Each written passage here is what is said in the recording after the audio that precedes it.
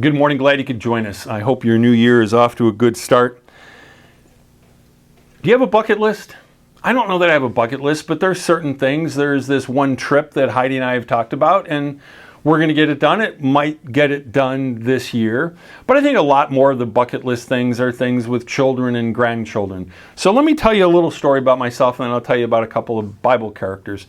So way back in the day, it was actually my birthday, the day that I turned 30. I believe God kind of whispered to me in a still small voice, long story short, that I would have a family, that I'd have children. And then I didn't get married till I was 41, and that marriage ended when I was 45, and there's no kids. And then, I think it was even before that I'd read in Psalm 128, and it talks about living to see your children's children. There's another version that says, may you enjoy your grandchildren. Well, that's kind of hard to do if you don't have them. But I also surmise that if I'm going to live to see my children's children, and my children aren't even born yet, that the world's going to last a little while longer. I had this one pastor friend in the city of Chicago. He's like, hurry up and get married, have some kids so you can have grandkids so Jesus can come back. See, I'm in control of all these celestial and end times eschatological stuff. I'm not. And then when I'm 45, I'm like, well, and then 46 and 47 and 48. It doesn't look likely that I'm going to have kids, so I'm probably not going to have grandkids. But then I married Heidi when I was 48.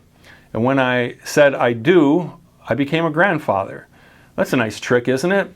Just the other night, well, we had essentially almost all the grandkids over for Christmas. But the other night, it worked out that only one of them could sleep over. There was a couple that were supposed to. And we just had a really fun time, just Heidi and I and one of our granddaughters. And got some other things planned out. You can call them bucket list things with some of the grandkids. What are your bucket list items? What are the things you're really looking forward to? Well, there's this Bible character. We come across him in the book of Luke. His name's Simeon. He's this old guy that would hang out at the temple. And God just kind of gives him, he had promised him that you won't die until you see the Messiah. And somehow in the Spirit guides him to the temple, and he spots Jesus. He spots Joseph and Mary. And somehow, so he knows who it is.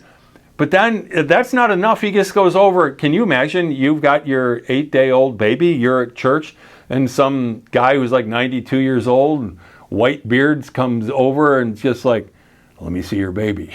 Like, wow, that's kind of bold. But he holds the baby and he says a number of things. But one of the things he says, Lord, now you're letting your servant depart in peace according to your word, for my eyes have seen your salvation.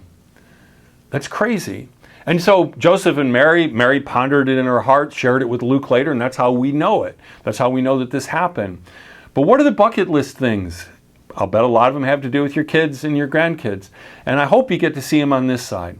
Well, you might think that if you're just walking in the Lord's will, that everything is going to be simple. Well, as a matter of fact, Mary, when the angel came to her, he said, greetings, O favored one. Well, I'm a favored one. But then she has to take the donkey ride to Bethlehem. The baby has to be born in a barn. They got a manger for the kid. They got to become refugees down to Egypt. This isn't easy. And Simeon, before he left, he said, man, this child is going to cause the rising and the falling of many. People are going to have to choose what to do with your son. And then he looks at Mary, because Mary had to know that it wasn't always going to be easy. And sometimes when we do exactly what God wants us to do, it's not always easy, but in the end, it will be worth it. But he looked at her and he said, and a sword will pierce your soul. Because Mary would be there when Jesus was condemned to death. And she was there when he was put to death. But then she was there to see him resurrected. So today you might be saying, God, I thought I was your favored one. I thought like you loved me. Then why is this happening? There will be difficulty, but God will overcome it. God bless you, and may 2024 be an absolutely special, spectacular year.